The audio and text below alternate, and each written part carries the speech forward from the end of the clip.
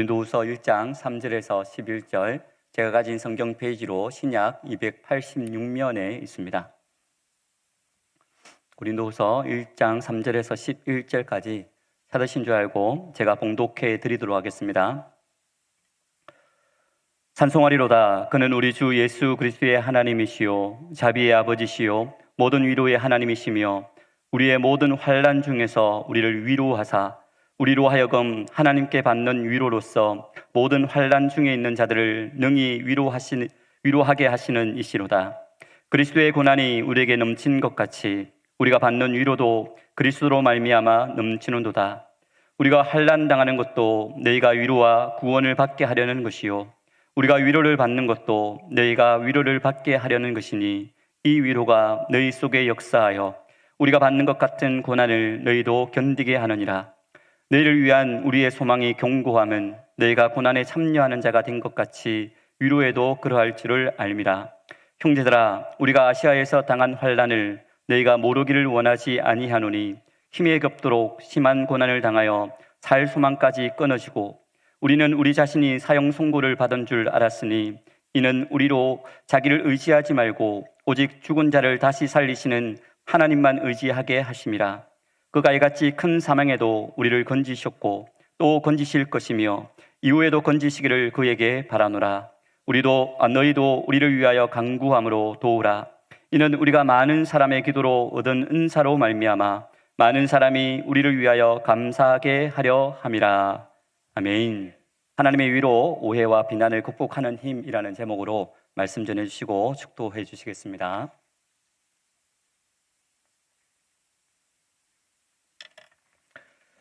할렐루야.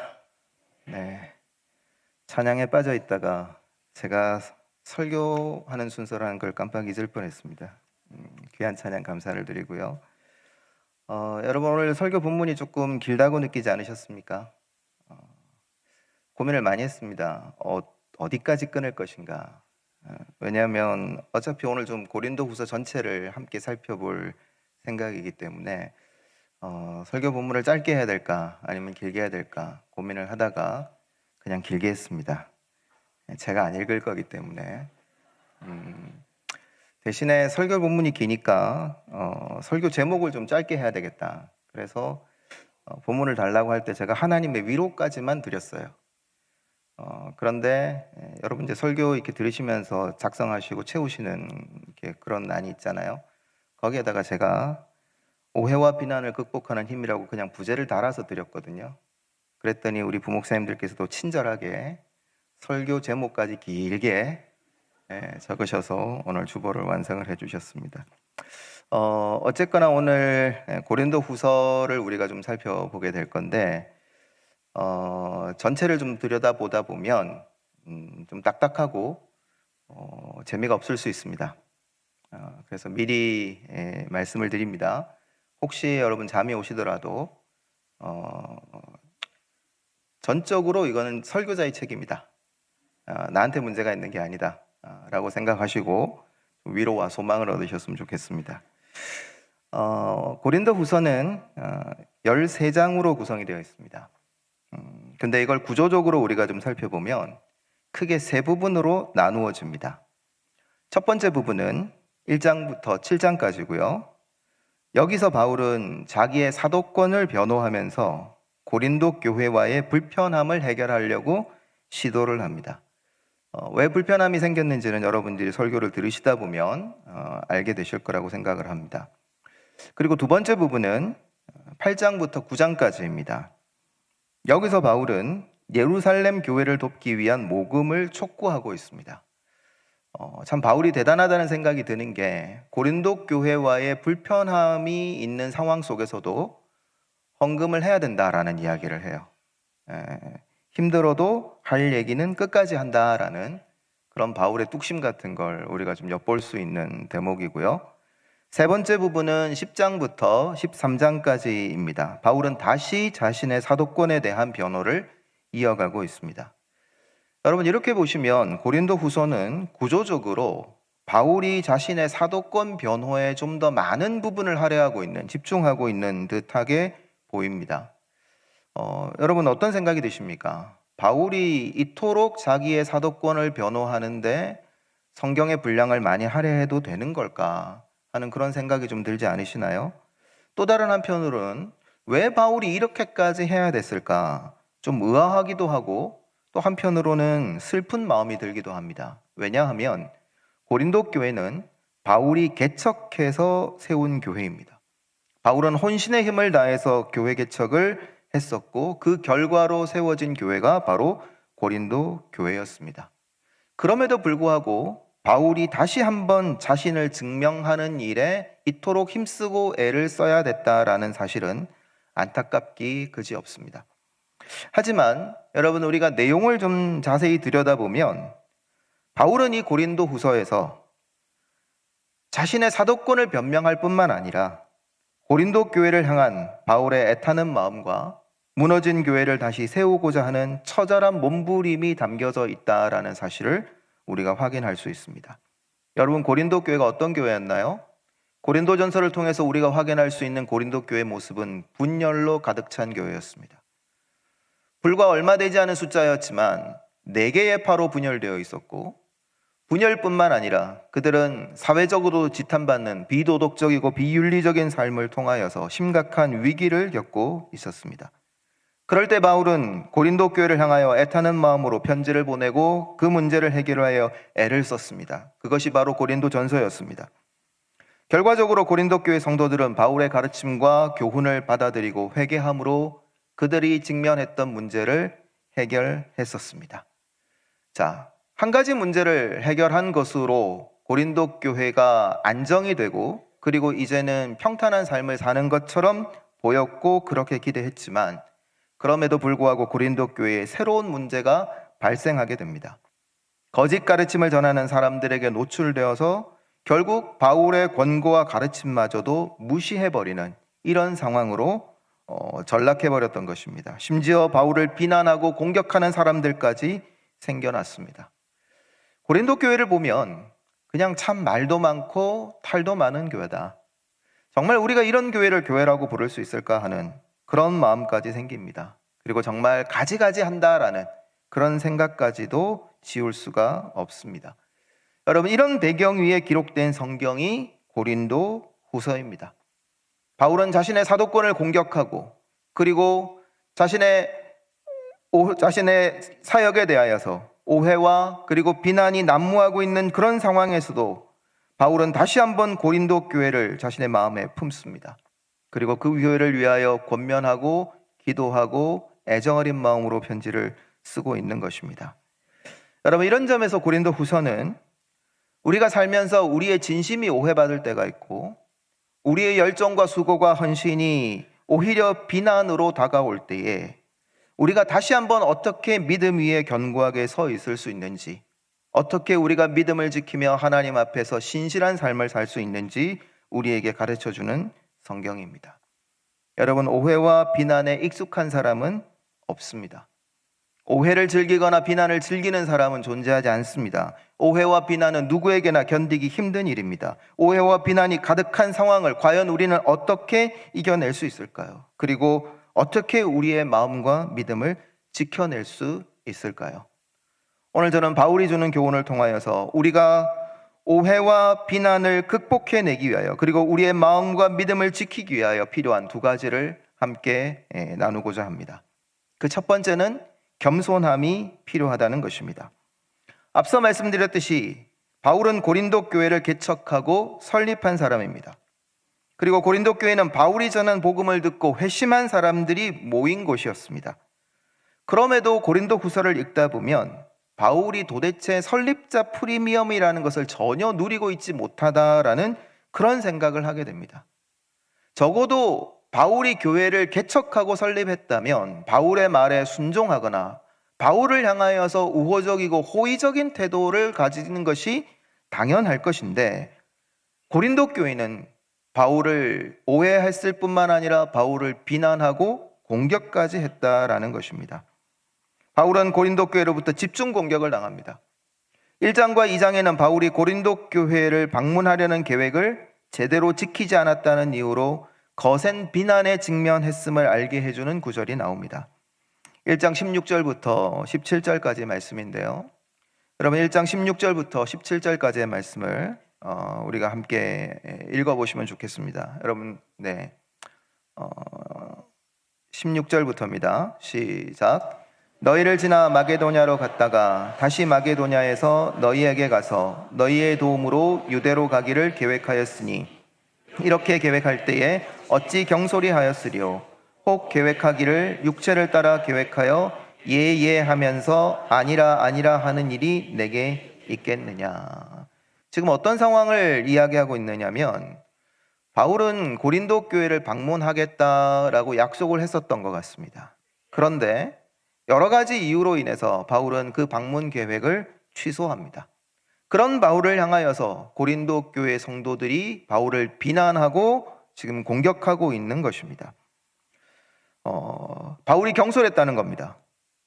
그리고 육체로 계획을 하면서 겉으로는 예예하면서 뒤로는 아니라 아니라 하는 이런 이중적인 모습을 보였다라는 것입니다. 바울은 약속도 제대로 지키지 않는 신실하지 못한 사람 취급을 현재 당하고 있습니다. 심지어 12장 16절에서는 바울이 종교 사기꾼에 가깝다라는 비난을 받기도 합니다. 여러분 고린도 후서를 전체적으로 쭉 살펴보시면 바울을 공격하고 있는 내용들이 꽤 다양하게 그리고 아주 많이 나옵니다. 바울을 공격하는 사람들의 이야기들을 제가 그냥 쭉 정리를 했는데 여러분들께 설명을 드릴 테니까 한번 들어보시면 되겠습니다. 바울을 공격하는 말들은 이런 내용들입니다. 바울은 변덕스럽다는 겁니다. 그리고 오만하며 자기를 자랑한다고 비난합니다. 말을 잘 못해서 어눌하다고 공격합니다. 육체적으로 약하다고 비난했습니다. 말이 조잡하고 수사학적 기법이 부족하다고 비난했고 은사가 없다고 공격했습니다. 정직하지 못하다고 비난했고 행색이 어리석은 자 같다고 비난했습니다. 사도적 지위가 없다고 비난했고 무엇보다 바울은 사기꾼이요 허풍쟁이요 기독교의 메시지 능력을 뻔뻔스럽게 부정하는 자라고 공격했습니다. 여러분 이 얘기를 들으시면서 어떤 마음이 드십니까? 바울이 정말 이런 사람일까요? 바울이 정말 이런 비난을 받아도 마땅한 사람일까요? 바울은 정말 이런 오해와 비난 속에 바울은 어떤 마음을 가지고 도대체 고린도 교회를 바라보고 있는 것일까요? 여러분 이런 바울에 대한 공격과 비난을 들으시면서 저는 고린도 교회가 도대체 이해가 되지 않았습니다. 왜 고린도 교회가 이렇게까지 바울을 공격하는지 그리고 바울을 비난하는지 고린도 교회를 개척하고 설립한 영적인 지도자임에도 불구하고 바울은 왜 이렇게까지 비난과 공격을 받아야 하는지 도대체 납득이 되지 않았습니다. 여러분 바울의 공격을 자세히 들여다보시면 이것은 거의 인신공격에 가깝습니다. 어떤 근거가 있는 것이 아닙니다. 근거가 있다 할지라도 그것은 악의적인 모함에 가깝습니다. 방문 계획 한번 변경했다는 것이 여러분 이렇게까지 비난받을 만한 일일까요? 우리가 약속 한번 미뤘다고 해서 이런 비난을 받는다면 그렇다면 여러분 견디고 살아남아 있을 수 있는 사람이 얼마나 되겠습니까?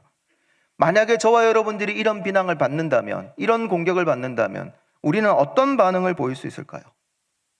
그런데 여러분 우리가 바울의 반응에 주목할 필요가 있습니다. 그는 격한 감정을 쏟아놓지 않습니다. 너희가 어떻게 이럴 수 있느냐고 고린도 교회 성도들을 원망하지도 않습니다. 오히려 바울은 자신에게 쏟아지는 비난에 대하여 감정적으로 반응하지 않고 겸손하게 자신의 마음과 진심을 설명하기 위해서 노력합니다. 2장 4절에 보면 바울의 그런 노력들에 대해서 이렇게 기록을 하고 있습니다. 제가 읽겠습니다. 내가 마음에 큰 눌림과 걱정이 있어 많은 눈물로 너희에게 썼노니 이는 너희로 근심하게 하려 한 것이 아니요 오직 내가 너희를 향하여 넘치는 사랑이 있음을 너희로 알게 하려 함이라. 지금 바울은 어떤 마음으로 고린도 교회 성도들을 대하고 있는 것일까요? 눈물과 걱정과 근심으로 그들을 대하고 있습니다. 나를 비난한 사람들입니다. 나의 진심을 오해하고 공격한 사람들입니다. 그런 사람들을 향하여서 바울은 지금 눈물과 기도와 근심 가운데 있다고 이야기하고 있습니다. 그리고 바울이 표현하고 있는 모습들을 보면 바울은 최선을 다해서 고린도 교회 성도들의 기분을 상하게 하지 않기 위해서 노력하고 있음을 알 수 있습니다. 1장 23절 말씀에도 바울은 이렇게 얘기합니다. 내가 다시 고린도에 가지 아니한 것은 너희를 아끼려 함이라. 그러니까 바울이 약속을 바꾸었던 이유, 바울이 고린도 교회를 방문하려는 계획을 취소했던 이유가 바울이 바빴기 때문이 아니라 바울의 마음이 바뀌었기 때문이 아니라 바울이 지금 고린도 교회 상황을 보게 될 때에 자기가 가는 것이 고린도 교회에 유익하지 않다고 판단했다는 것입니다. 왜 그럴까요? 바울로 인하여서 세워지고 바울의 도움을 받아서 회복했던 그 고린도 교회에 거짓된 가르침을 가르치는 자들이 들어왔기 때문입니다. 그리고 그들이 성도들의 마음을 사로잡았습니다.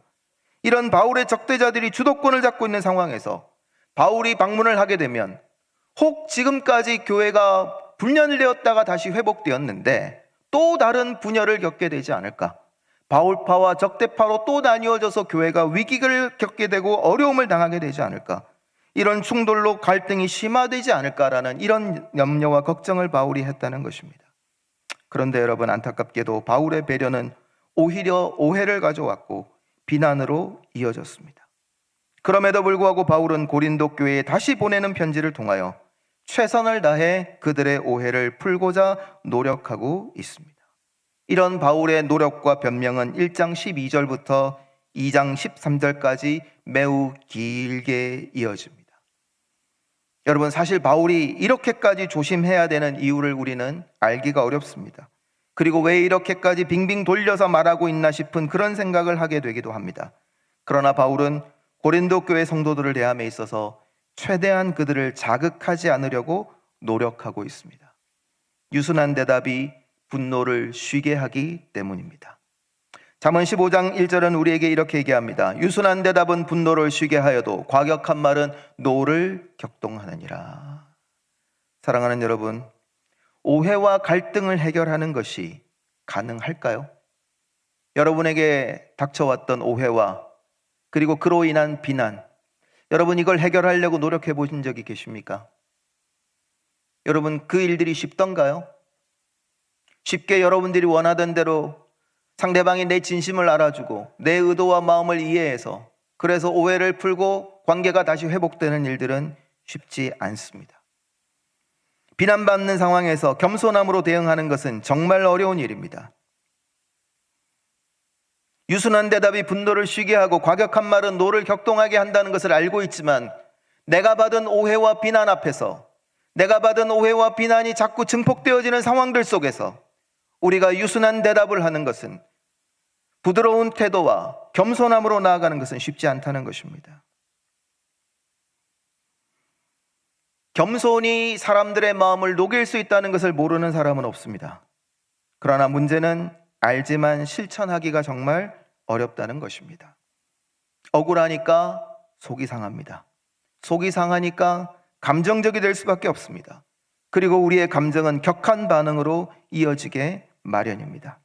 그러나 여러분, 겸손하고 부드러운 태도가 상대방의 마음을 누그러뜨릴 수 있다는 사실을 우리는 잊지 말아야 합니다. 여러분, 바울이 만만한 사람일까요? 성경에 나오는 바울은 결코 만만한 사람이 아닙니다. 그는 한 성격이 있는 사람이고 직선적이고 심지어는 독선적이까지 했던 사람입니다. 바울은 엘리트였고 그래서 다른 사람들을 배려하는 것보다는 자신의 생각을 그대로 주장하고 이야기하는 것이 훨씬 익숙했던 사람입니다. 여러분, 그럼에도 불구하고 바울은 오늘 고린도후서를 통하여서 최대한 겸손한 모습으로 교회를 대하고 있다라는 사실을 우리는 확인할 수 있습니다. 왜 바울이 이렇게까지 해야 했을까요? 바울이 고린도 교회를 너무 사랑했기 때문입니다. 사실 바울이 오해를 받게 된 배경에는 고린도 교회에 대한 바울의 배려가 있었습니다. 고린도 교회를 아끼고 사랑했기 때문에 최대한 배려하고 존중했지만 결과적으로 바울은 비난에 직면하게 됩니다. 오히려 오해를 하게 만들었고, 그럼에도 바울은 고린도 교회를 향한 사랑을 포기하지 않습니다. 그들의 마음을 상하지 않도록 최선을 다하면서 그들을 설득하기 위해서 노력합니다. 겸손히 자신을 낮추고 부드럽게 다가갑니다. 고린도 교회를 끔찍히 사랑하고 아꼈기 때문입니다. 사랑하는 여러분, 겸손은 사랑과 함께 움직입니다. 예수 그리스도의 겸손은 자신의 백성들을 사랑하시는 마음에서 나온 것입니다. 예수 그리스도께서는 저와 여러분들을 사랑하셨기 때문에 십자가에 죽기까지 순종하셨습니다. 그리고 부드러움과 따뜻함으로 자신들의 제자들을 대하셨습니다. 사랑하면 나를 내려놓을 수 있고 겸손한 자세로 대하게 됩니다. 우리가 교회를 사랑하면 사랑할수록 겸손해지게 됩니다. 사랑하기 때문에 인내하고 기다릴 수 있다는 것입니다. 비록 나를 향한 오해와 비난이 억울하고 우리의 감정이 솟구쳐 오른다 할지라도 이 수치와 모욕을 기꺼이 감당해낼 수 있는 것은 바로 내가 교회를 사랑하기 때문이며 내가 예수님을 사랑하기 때문이며 내가 하나님을 사랑하기 때문인 줄로 믿습니다. 교회를 위해 헌신하고 봉사하는 삶을 살다 보면 속상하고 억울할 때가 종종 있습니다.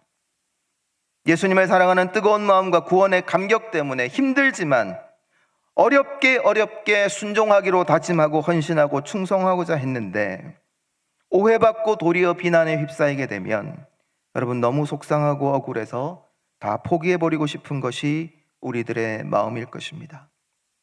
그러나 사랑하는 여러분, 그 순간에 고린도 교회를 끝까지 사랑했던 바울을 떠올릴 수 있는 저와 여러분들 될 수 있기를 주님의 이름으로 축복합니다. 우리를 위하여 기꺼이 십자가를 지시고 자신을 내려놓으셨던 그 주님을 다시 떠올릴 수 있는 저와 여러분들 될 수 있기를 소원합니다. 오해와 비난에도 맞대응하지 않고 자신을 낮추셨던 그 주님의 모습을 떠올리십시오. 그리고 힘들겠지만 겸손함으로 나를 향한 오해와 비난을 이겨낼 수 있는 믿음의 삶을 살아가는 저와 여러분들 될 수 있기를 주님의 이름으로 축복합니다. 두 번째로 우리들이 기억해야 될 것이 있습니다. 그것은 확신이 필요하다는 것입니다.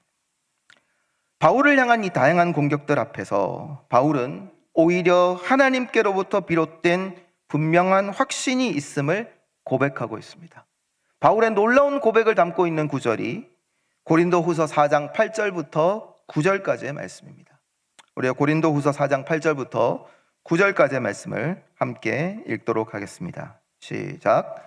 우리가 사방으로 우겨쌈을 당하여도 쌓이지 아니하며 답답한 일을 당하여도 낙심하지 아니하며 박해를 받아도 버림받지 아니하며 거꾸로 뜨림을 당하여도 망하지 아니하고. 어떤 내용인가요? 바울에게 수많은 어려움과 환난이 있었습니다. 그럼에도 불구하고 바울의 마음속에 분명한 확신이 있었다는 겁니다. 그것은 하나님께서 나와 함께 하신다는 것입니다. 하나님께서 나와 함께 하시기 때문에 나는 결코 승리할 것이다. 반드시 승리할 것이다 라는 그런 확신이 있습니다.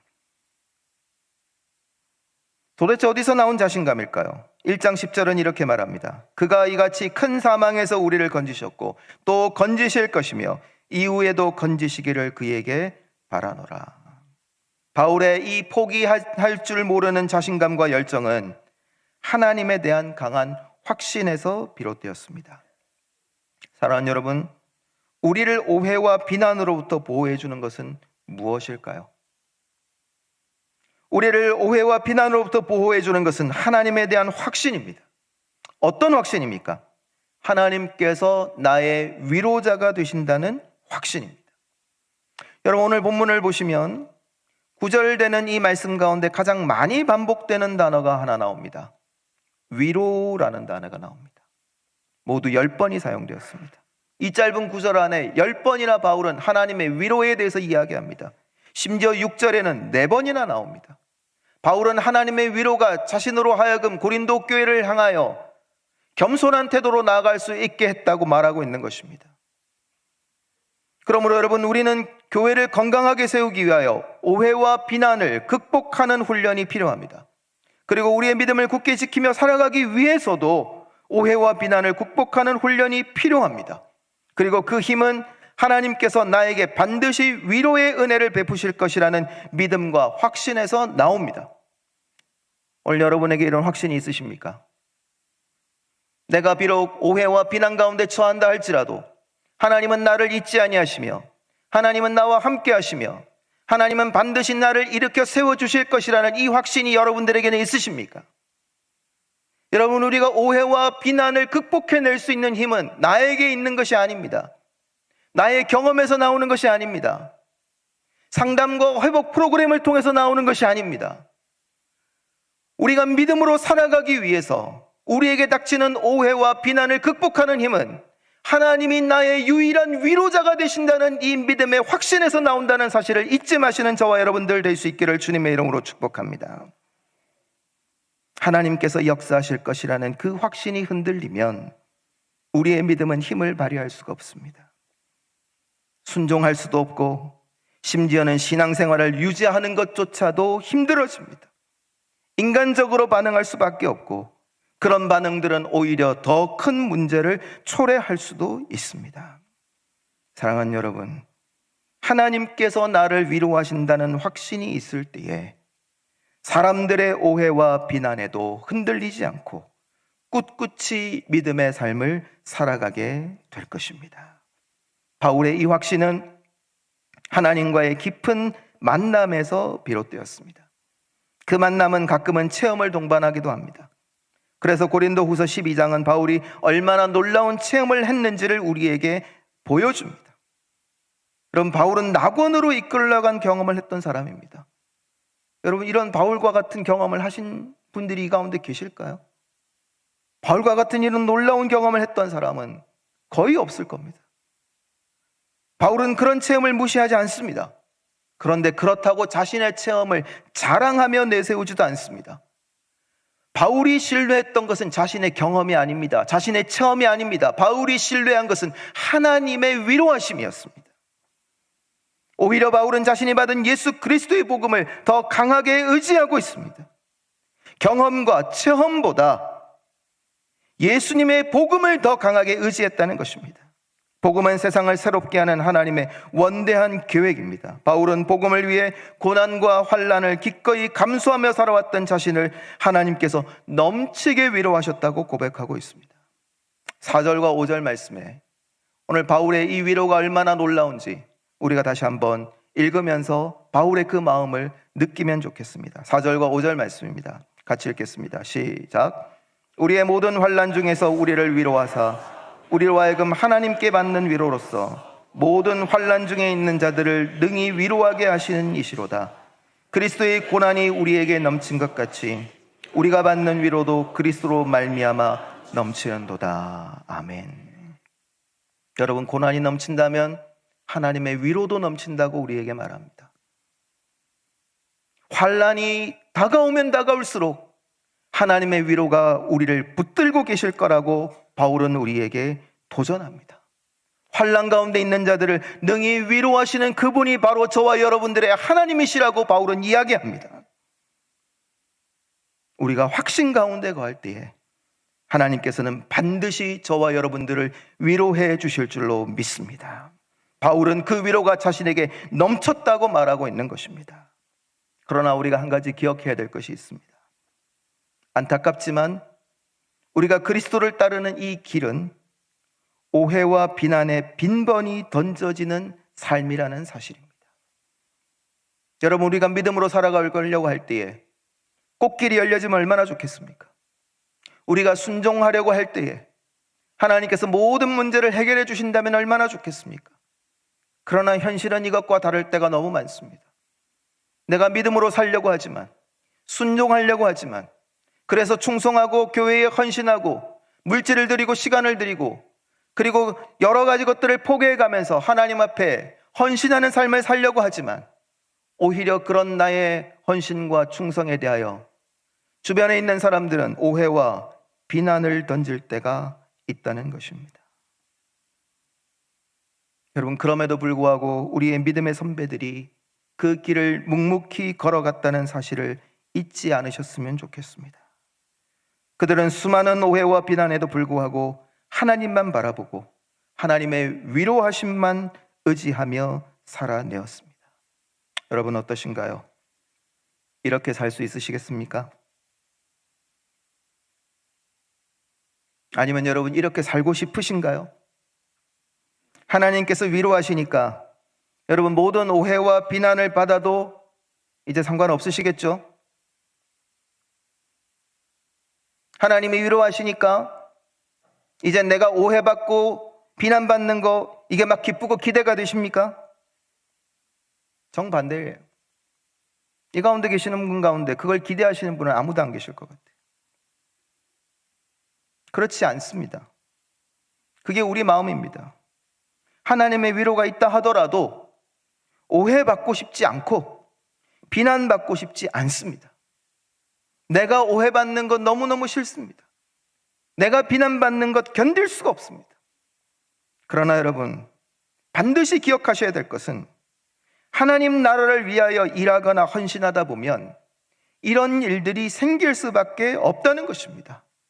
이것은 여러분, 신자가 믿음으로 살기 위하여 믿음으로 살고자 할 때에 감당해야만 하는 믿음의 무게입니다. 혹시 이 말을 기억하시는 분이 계실는지 모르겠습니다. 왕관을 쓰려는 자 그 무게를 견뎌라. 셰익스피어의 희곡 헨리 4세에 나오는 말입니다. 저는 이 표현을 이렇게 좀 바꾸고 싶습니다. 하나님의 위로를 갈망하는 자, 하나님과 함께 믿음의 삶을 살고자 하는 자, 오해와 비난의 무게를 견뎌라. 사랑하는 여러분, 하나님 우리와 함께 하십니다. 오해와 비난 속에 우리를 버려두시지 않습니다. 반드시 우리를 위로하실 것입니다. 그리고 우리를 일으켜 세워주실 것입니다. 그렇다고 여러분, 모든 오해와 비난이 우리를 비켜가지 않습니다. 우리가 하나님을 신뢰한다면, 우리가 하나님의 백성으로 살기를 원한다면, 어쩌면 우리는 원하지 않는 오해를 받아야 하고 원하지 않는 비난을 받아야 될지 모르겠습니다. 그러나 여러분, 우리가 기억해야 될 것은 하나님이 우리와 함께 하시기에, 우리를 위로하실 것이기에 우리는 그 무게를 견뎌내야 한다는 것입니다. 소망 중에 포기하지 말고 끝까지 믿음으로 견디면서 하나님의 위로하심이 우리를 붙들어 주님 다시 오시는 그날까지 우리와 함께 하신다는 이 믿음 가운데 살아갈 수 있는 저와 여러분들 될 수 있기를 주님의 이름으로 축복합니다. 우리와 함께 하시는 그 하나님을 바라보며 바울의 하나님이 나의 하나님이 되고 예수 그리스도께서 걸어가셨던 그 길이 나의 길이 되며 힘들고 어렵겠지만 그 무게를 견디며 끝까지 이 길을 믿음으로 걸어가는 우리 모든 가음정교회 성도들 되시기를 주님의 이름으로 축복합니다. 하나님 감사합니다. 오늘도 우리에게 말씀하여 주시니 감사합니다. 우리는 오해가 싫습니다. 비난은 더더구나 싫습니다. 피하고 싶고 가고 싶지 않은 길입니다. 그러나 우리가 믿음으로 살아가려고 할 때에 오해받을 수도 있고 비난받을 수도 있다는 이 사실을 하나님 우리 모든 성도들이 기억하게 하여 주시옵소서. 그 가운데 하나님은 반드시 우리와 함께 하셔서 바울을 위로하시고 일으키신 것처럼 환난과 고난 가운데 바울과 함께 하시고 위로하셨던 것처럼 우리를 위로해 주실 줄로 믿습니다. 바울에게 넘쳤던 그 위로가 우리의 삶에 넘치게 하여 주시고 하나님, 험하고 힘든 세상을 살아가지만 주님의 위로로 말미암아 소망 가운데 승리할 수 있는 우리 성도들 되게 하여 주시옵소서. 주 예수 그리스도의 은혜와 하나님의 다음이 없는 사랑과 성령 하나님의 함께 하시는 은혜가 오늘 이 자리에 모인 주의 백성들 머리 위에 지금부터 영원토록 함께 있을지어다.